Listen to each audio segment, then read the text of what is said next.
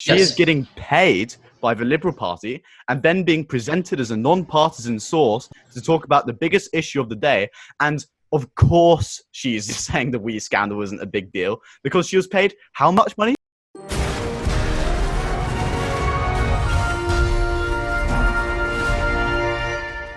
Hello, everyone in Canada, all of Canada, 37 million viewers. Welcome back to This Week in Canada. And how about the new intro?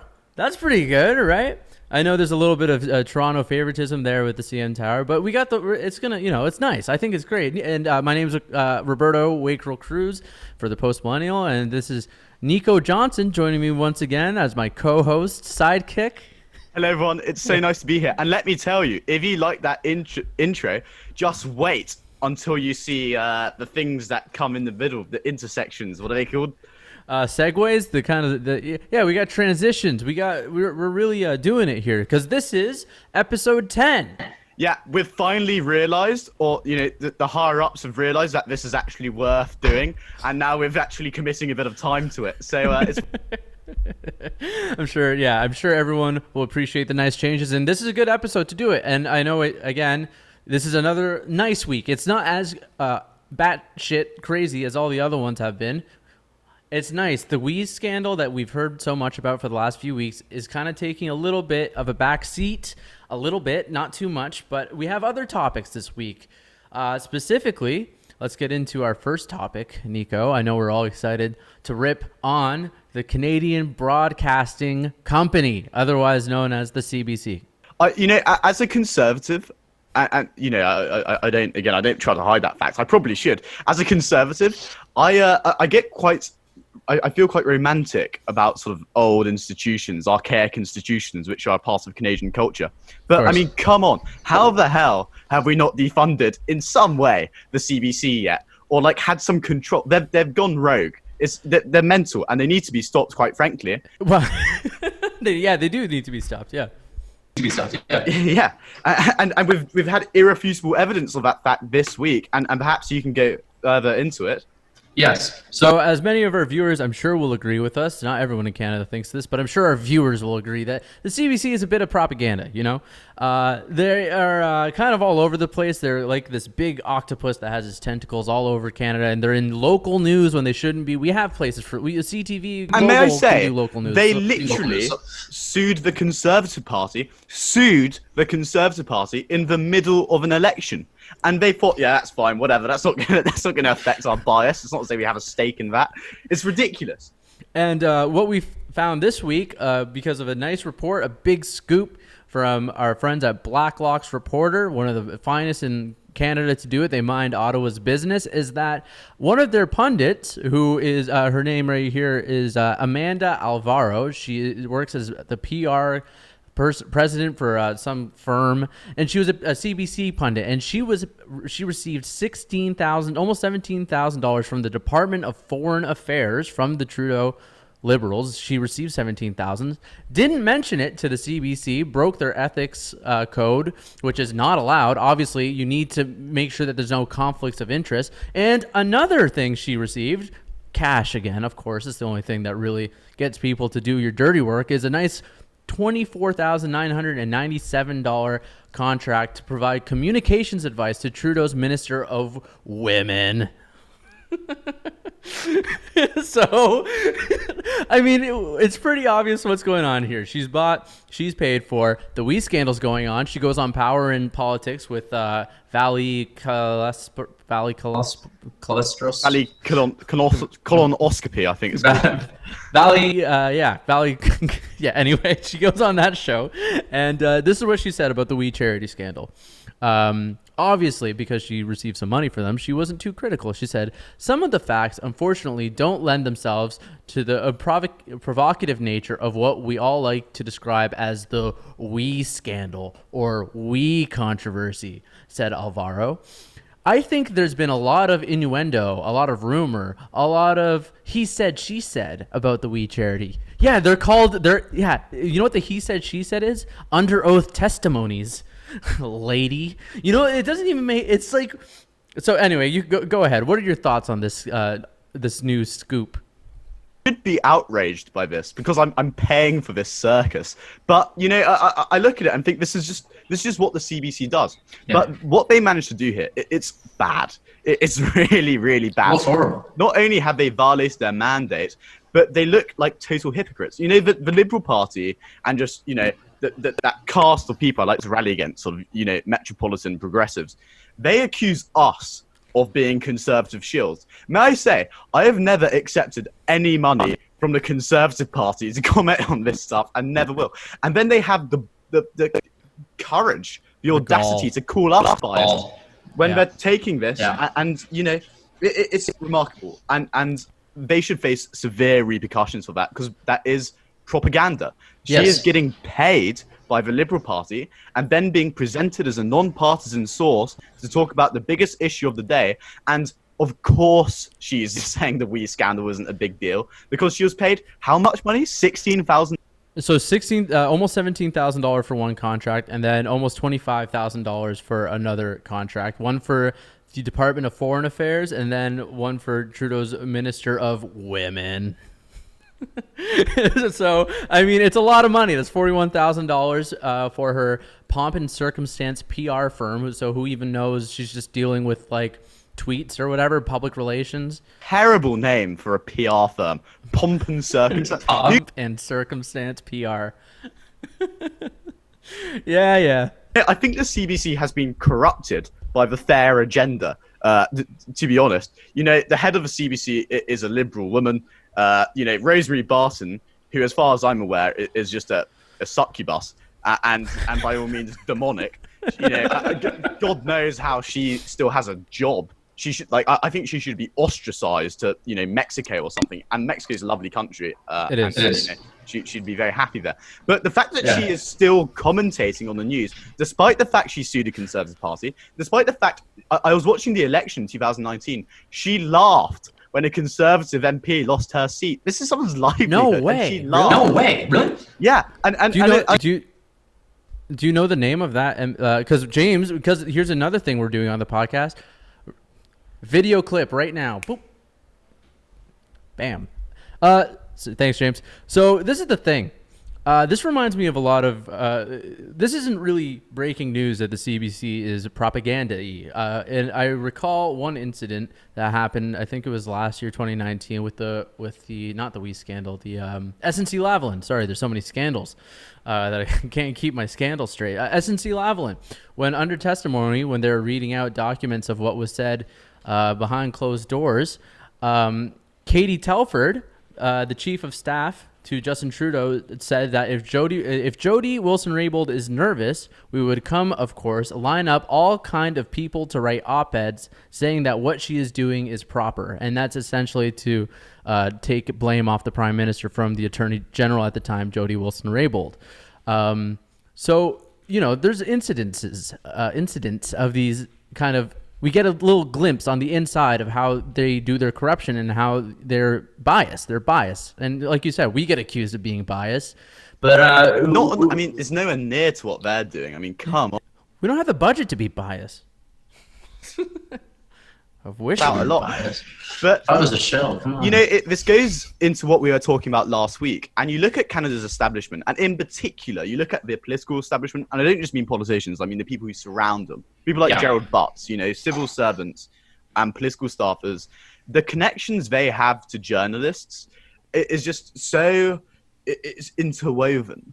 And the top journalists in Canada, even, I was speaking to Barbara Kerr about this, even in the National Post, who, for all sakes and purposes, is supposed to be a conservative newspaper, they are all, at the end of the day, liberals, and they identify as a liberal, and they really do believe deep in their hearts that because they are a liberal, they have the moral high ground. Yeah. And that's how they allow themselves to get away with it, because they must realize what they're doing is a bit off.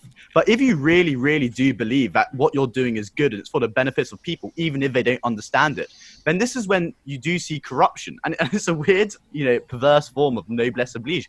And it should be stopped. But, the CBC is so extraordinarily broken. And another incident of this, and we could go on for hours talking about this, but another incident is with Erin O'Toole recently. He did an interview, and the last question of the interview was David Cochrane on radio, and he said, "Well, you've been talking a lot about this, like getting rid of the CBC or defunding certain parts of the CBC. Don't you think that's a bad idea?" And O'Toole went on to make a fairly persuasive case about defunding it. Right. At the very least, it was a case. It was like based on facts. It should have been aired. It's his. Yeah, he's not pulling it out of his ass. It's a position he has that he's come up with and thought about, and that one that a lot of Canadians share. By the way, I don't know it's pretty difficult to actually find the amount of funding the CBC gets, which is kind of weird. You should be able to find it in a Google search. It's out there, I believe, but you can't. It's pretty difficult to track down. But the thing is, go ahead. Sorry.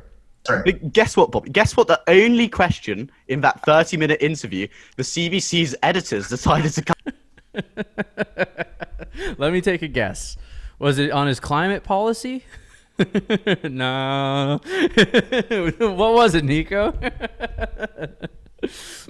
He made a very solid case for dismantling the CBC, and they thought, "Oh, that's too good a case. People might agree with him here," so they cut it out. It's outrageous. That is outrageous. That's actually that's almost like textbook propaganda. That's curating facts to further your agenda. I don't know. This is why we pay for them, is to not do this. This is why. You know how high my taxes are? It's a certain portion of my taxes and you come, goes to CBC. Yeah, and you come from a country that actually has a pretty solid state broadcaster. I mean, comparatively, the BBC has its problems, sure. It's the same kind of the metropolitan people that run it tend to have a liberal lean. But I think the BBC at least has some sort of, they put some effort into it. Yeah, like there's more, they have a really high standard to live up to, where it seems like Canadians don't seem to care about if the CBC is biased or not. They don't. It's total apathy. Did they give a reason why they cut out the radio interview, the radio question? Really? I spoke to Erin O'Toole about it a few days ago, and I asked them that, and they said no, they didn't explain why. They just said it was for what a bunch of chumps. What a bunch of chumps. What a bunch of chumps. Chump Broadcasting Company. The Chump. That's our loser, our idiot of the week as an entire organization is the CBC. And you know what? Really quickly, what else it reminded me of with the censoring? We're going really off on the CBC this week. I think it's nice. We've waited too long to go off. Remember Christmas, during Christmas time? So the CBC, you remember Christmas time, right? Yeah. So the CBC, during their airing of, I think it was Home Alone 2, Lost in New York, there's a scene where Macaulay Culkin's running through the hall, like lost, because he's lost in New York, as the title would suggest, and he bumps into none other than Donald Trump in the lobby, right? And he just goes, "Hey, mister, do you know where like Fifth Avenue is or whatever?" And Trump's just like, "Absolutely, know right where it is. Cross Street, 5th and 32nd. Go over there." And they cut it out. They cut the whole thing out. And it was only like a 45 second clip that is just in the movie that they tossed in, and they cut it out. Yeah, but what does it even do? It doesn't make them look good. They don't want their viewers to remember that Trump used to be a beloved big shot guy, but hot shot that everyone used to rap about and be like, "Yeah, Donald Trump, I got that Donald Trump money." Everyone wants to forget that up until he became a racist all of a sudden. Racist in 2016. He was a beloved figure in media, and he had great shows. Ran the Hot Woman contest. I don't think that's what they call it. Whatever, the American Hot Woman contest. He was a great guy. The beauty pageant, right? That's what it's called. Yeah. The Hot Woman contest. Sorry. Yeah, that's inappropriate. Let's get back on track. Oh yeah, so these are our new transitions. Watch these. This is how we're gonna move on to the next. Watch this. This is the next topic about to start now.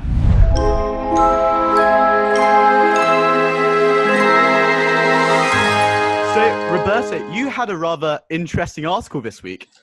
Yeah, I got my hands dirty a little bit with some journalism in it was some real journalism in Peterborough, Ontario, and it was a bit of it kind of just fell on my lap. I love when this happens. I logged onto Facebook, and I'm a part of a group that talks about pro-tenant rights kind of thing.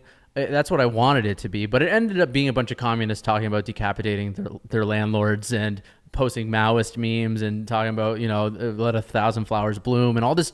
So that's what the group is supposed to be. It's supposed to be about tenant rights, but again, it just ended up being a bunch of angry Maoist people and communists and kill all the landlord stuff.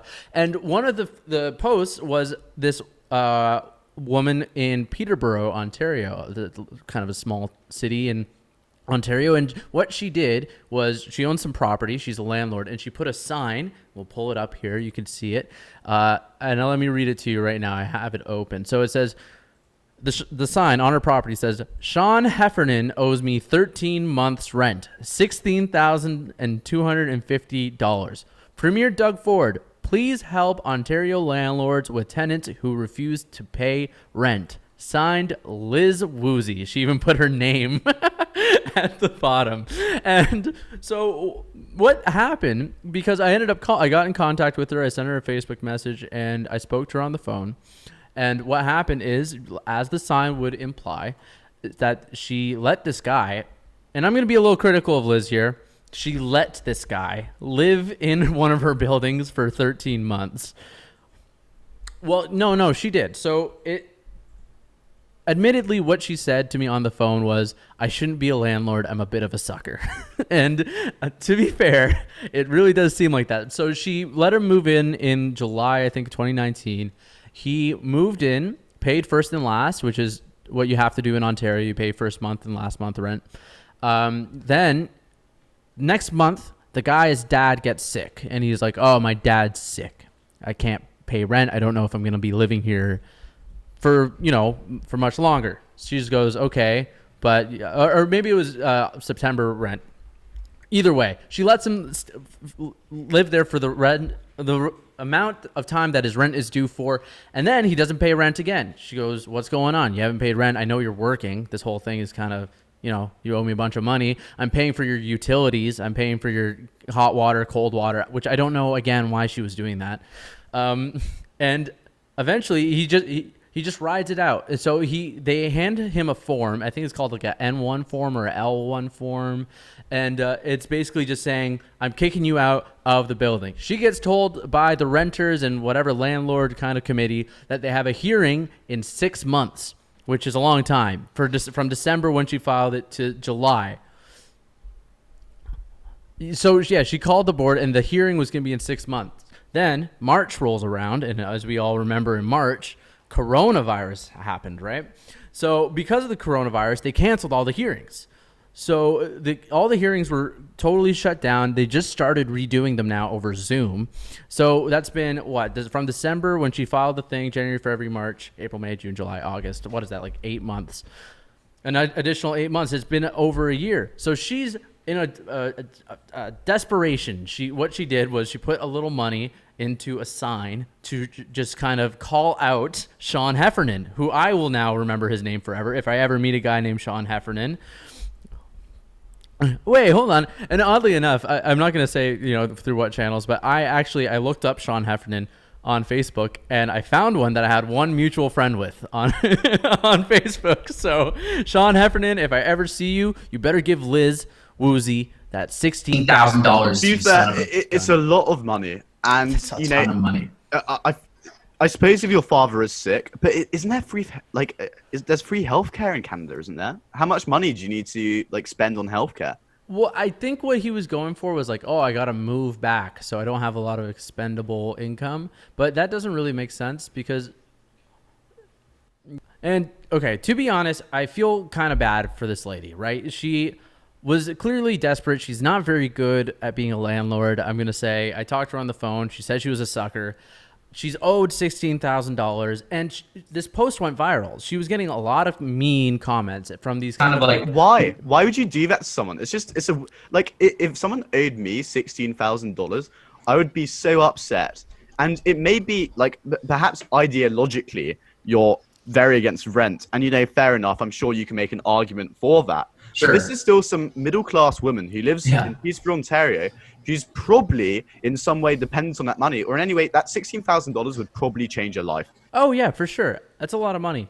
It's a lot of money, and she was getting flooded with these comments about guillotines and like Wikipedia articles to like Maoist land reform and taking back property from landlords and how she's a parasite. Meanwhile, she's like, I'm a single mom. I have 3 kids. Like they're all kind of older, and they don't ask me for money, so I'm just paying for this random dude. Very irritating. So, my heart goes out to her. I really hope. Reach out to Doug Ford. Has Doug Ford said anything back? No, not yet. We're trying to get the message to old Douglas. Yeah, Doug, if you watch this show for whatever reason, I'm sure you do, and I'm sure you love it. I'll tell you what. Give Liz a message. I used to work in Ontario government. I was a legislative assistant. And one of the MPPs that I knew quite well said that he watches the show. So if you're watching this, MPP, bring this up with your boss. Yeah. Yeah, go ahead. I'm sure she would really, really appreciate it.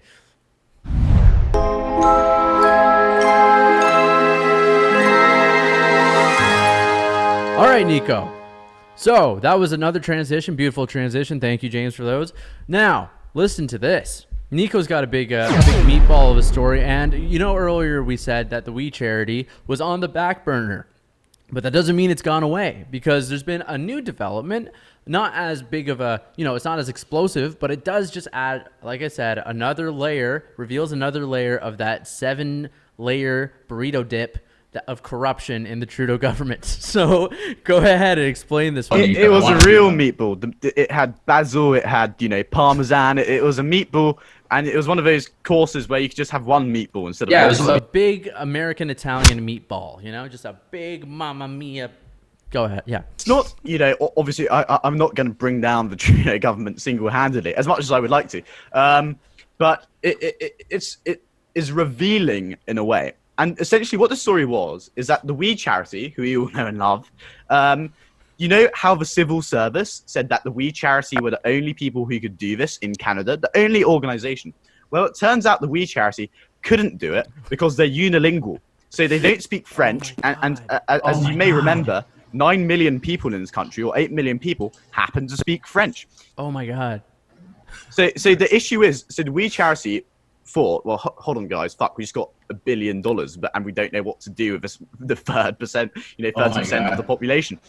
So what they did is they gave it to a PR firm. Now, a public relations firm, they don't administer government programs. They don't employ students to help out at their local community center. What PR firms do is they advise companies, usually very wealthy companies or governments, in how to speak to the press or how to improve their reputation, public relations. So it was weird that the We Charity gave a PR firm this contract to do it for them in Quebec. But what made it a bit weirder, and what sort of caused me to raise an eyebrow, or even 2 perhaps, is that these guys are all liberals. Of course. so this PR firm, like all of their staffers, there were 2 senior, ex-PMO staffers who are working in their senior positions. And on top of that, Minister Jolie, who's a francophone minister in Trudeau's government, she's the Minister of Economic Development. Okay. She also was on the board of this charity up until she became a Liberal MP. I mean, not charity, a PR firm. So, I don't know what to say. Is it corruption? I don't know. Is it cronyism? I don't know. What I would say with some confidence, however, and what I say a lot, is that the upper echelons of industry in Canada, no matter what they are, they're all liberals. And they all know each other. And it's this, these group of people who are all well connected and just continue to give each other money or contracts, whether they mean it or not. And there's no ideological diversity here. At all. Yeah. And it irritates me that, the first thing that they gave it to the We Charity, obviously. Secondly, that the We Charity, Justin Trudeau's defense to this day, is that the We Charity were the only people who could do it, but they couldn't do it. And there's proof that they couldn't do it because they couldn't fucking do it in Quebec, which is the second largest province. So, what can you do? I I give them a headache at the very least. Yeah. But I'm so tired of this stuff. This is the thing, though. Because you want to give him a headache, right? It's one of your favorite things. I know you, Nico. We go into the office every day and you say, I really hope I give someone a headache today. But the thing is with these liberals, these Libranos, if you will, is that it's like water off a like water off a duck's back every time. They seem to have this kind of ruling class mentality that they can't get in trouble. And it's because I think my theory, not so much a theory, I know Canadians, it's like a general apathy. It seems like, oh, we're not the States. Look at how, look at down south. Thank God we have someone that's like normal. And it's like, what's it called? The Overton window has just been shifted so like crooked where it's just like, oh, that's all so stupid over there. We could do no wrong because we can't be that bad. Yeah, and when I was speaking with O'Toole about this, he said something very similar. Is that, everyone thinks Canada has done a wonderful job with coronavirus. And the reason they do is because, south of the 49th parallel, we have a government and a country that have totally, buggered the dog. Yeah. And so it's pretty easy to compare yourself to the worst, case scenario, the worst stat literally in the world. But when you realize that Canada could have been like New Zealand, it could have been like Australia, it could have been Taiwan, and it wouldn't have been that difficult to do that, then the scandal really begins to emerge. But no one's going to care about that because everyone is too fixated on the sort of the president south of the border. Yeah. And it's like, it doesn't just go back to March when it started. The failure from the Trudeau government on the coronavirus started when they landfilled tons of expired equipment without replacing it. It goes back from the very beginning. We were off to a misstep because this government was in power. Can we say for sure that an NDP or conservative government would have replaced them? I don't know. Probably, though. I would like to think so. I'll tell you what, the conservative government, I don't know about the NDP, but if there was a conservative government handling the coronavirus, what they wouldn't do is not shut the border because they're concerned about racism. They absolutely fail to criticize China. They wouldn't ban flights from China because they're worried about racism. This is a government who is totally concerned about how they look and not concerned about the consequences of their policies. Yeah, and they've said so much. They have said so much. Patty Hajdu, Heydo, Patty Hairdo, Bad Hairdo has come out and actually just said that, we were concerned about anti-China sentiment in closing the border. When it's like, hey, lady, nothing wrong with ladies. Hey, lady, that's where the virus is right now. It's where it comes from. So can we please just protect ourselves for a little bit? Yeah. It's so irritating, and I feel sorry. I'm quite fortunate in the sense that, I'm going to live in Canada presumably for most of my life. But the next 3 years I'm going to be in Britain, and the worst comes to worst, you guys are going to have to deal with the Trudeau government. I'm going to be in Boris Johnson's Britain, just living it up, looking across the Atlantic and thinking, look at these arseholes and what they're having to deal with. Yeah, I envy you slightly, a lot. I do envy you in a lot of ways. Anyhow.